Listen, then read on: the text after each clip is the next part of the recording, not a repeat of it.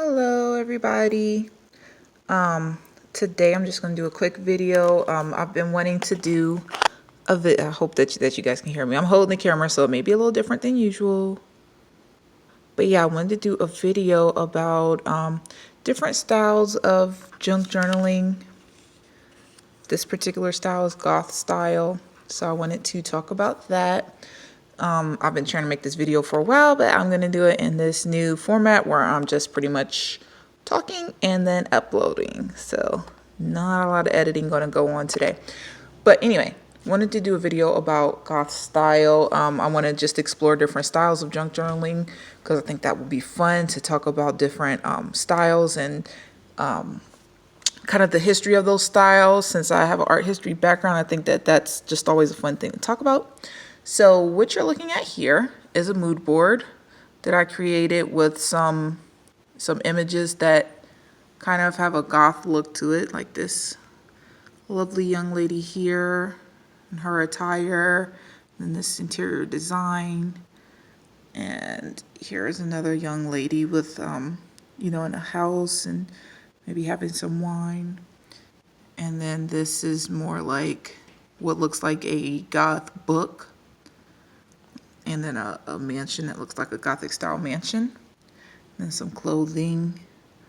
So goth or gothic style, there's a lot to it actually. There's the people who dress up a certain way, like in the black clothing and stuff, but then there's also the historical part of it. So here I have these different little flips that have history in them, and I'll let you kind of look at my journal cover while I just kind of briefly tell you a couple things. So, okay, so the original Goths were Germanic peoples who went down into the Roman Empire through the war and through their war and other means, and took over parts of Rome. And when they did that, that was around the time that the Dark Ages started. And so during the Dark Ages, instead of like during Rome and Renaissance, there was a lot of focus on realistic looking art. So when the Goths took over, there was more of a focus on allegory. So that means that things were not literal. They wrote things that were representational they made art that was representational. So they may not paint a picture that specifically looked like a person. They painted a picture that may have had a meaning behind it. And that's also when they did like castles. So this is not something directly from them, but it's inspired by them. So they might do like all those churches that are really big and have a lot of really pretty design. Those are those Gothic churches. And then in literature, this was later, after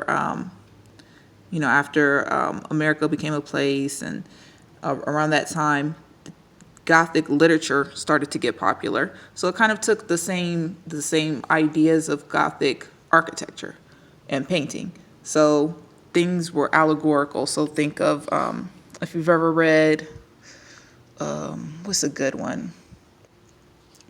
The one with Heathcliff.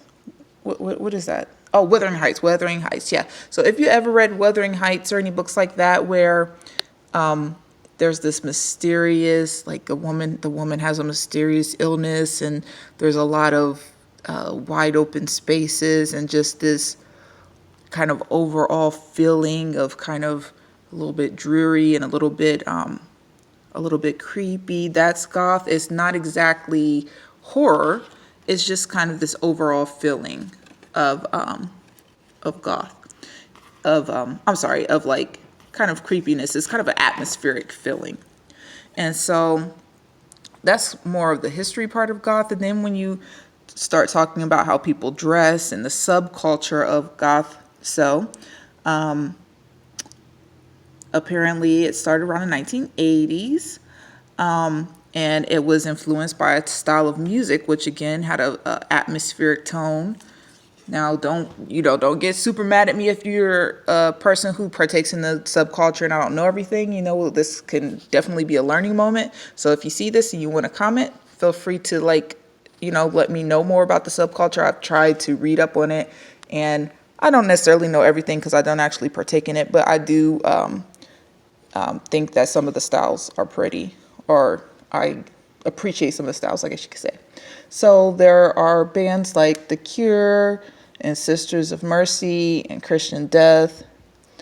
And these bands have, like I said, an atmospheric type of music. It's not necessarily I don't think that it's what people thought it was, or what people think nowadays that it is with like horror. It's more so, how do I explain it? The fascination of morbid things. So if you've ever heard of emo people and goth people and you get a little bit confused, one way that you could understand is that emo people they kind of think and talk about the sadness and loneliness of death, and they're kind of really preoccupied with death, the pain part of death, like the painful and sad part of death. Whereas it seems goth people seem to just appreciate morbid things a little bit, and any sort of horror icons like Dracula and vampires, they just appreciate it. So they're not so preoccupied with the sadness part of it. They just appreciate it all.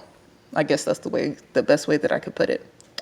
But yeah. So like they also, there's a subculture, and the goth subculture itself.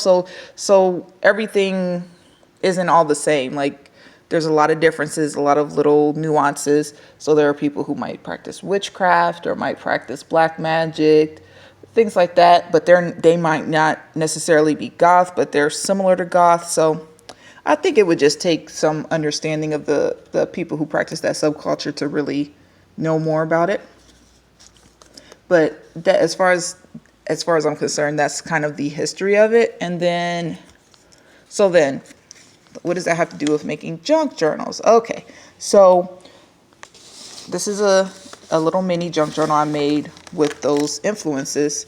And really what you're looking for when you're trying to make a goth style junk journal, mostly black, lace, texture, images of things that are, just representing the darker part of, I don't know if you want to say society or if you want to say human existence, but just representing darker parts of the world and stuff. So here I made this tiny junk journal. I put a feather, put a raven image. I put this flower. I know that reading up on it, apparently some goth people enjoy the outfits of the Victorian ages, where they would wear like their mourning clothes. Their clothes for when they're mourning someone who died. And then along the sides, I laced up some ribbon. I put some little lace closures that are loops. And then I put ribbon crossing through the loops and then tied in the middle. So I'm going to open it. And it's a very, very simple journal, but still, if you want to get started and this is a style that you're interested in pursuing and trying out, these are some tips. So you definitely want to do black. You don't have to feel like you can only do black. I think that you can do other colors and still have a pretty decent representation, but you do want to mostly do black. Black ribbon, black felt, different textures of black will be good. I think some like feathers and different natural things will be good. I think that this would be one of those where you could explore ripped and torn pages and edges, because you're not looking for things that are pristine. You're kind of, again, it doesn't have to be pristine or anything like that. It should be an overall feeling, an atmospheric feeling. So if you're kind of going more towards the horror side of things, you might want to do things that are ripped. Here's a little tag that I made. So dark purple, I think, is a nice color to add to the style of junk journal. And see, I had some white pages because I didn't have all black pages. I think florals are nice, especially if you can find black florals or dark florals. I have some white pages that I had tried to paint the edges black, but it didn't take up very well. So, you know, this is still just the beginning for mine. Well, but really it's all the same things that you would find in your normal journaling. So your flip outs, your pockets, your tags. If you have a sewing machine, sewing the edges, but I think just kind of concentrating on your color scheme, trying to make it dark. Whoops. I'm sorry it's falling. I'm trying to hold my camera and show you because I'm in an awkward angle at my desk, so I can't put it on the tripod and actually let you see the whole thing. And you can kind of see where I tried to get those page edges dark, but they didn't really get as dark as they needed to. I think wrinkled pages are probably good. You could stain your pages with coffee, with a nice dark coffee stain would be good.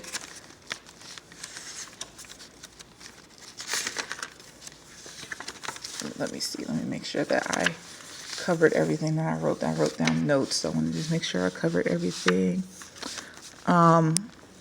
Okay, so yeah, I said,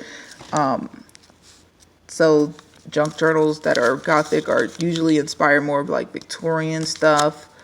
Lace, you want to just make it look very dramatic. Ornate jewelry, like filigree jewelry might be a good thing to add to your junk journal.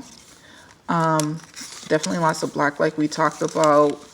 Gothic figures, if there's any like Gothic icon, like maybe Queen Victoria or the Countess or Edgar Allan Poe.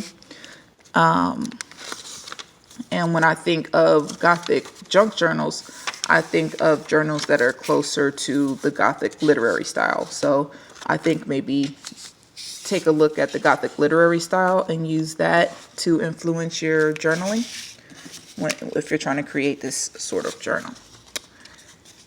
So that's all I wanted to say. I hope that gave you some ideas and kind of explain the history a little bit more. I'm going to just keep trying to do these on different styles, and hopefully you guys will enjoy them and it actually is meaningful and helpful. But yeah, okay, well, thank you so much for joining me today, and I'll see you guys later. Bye.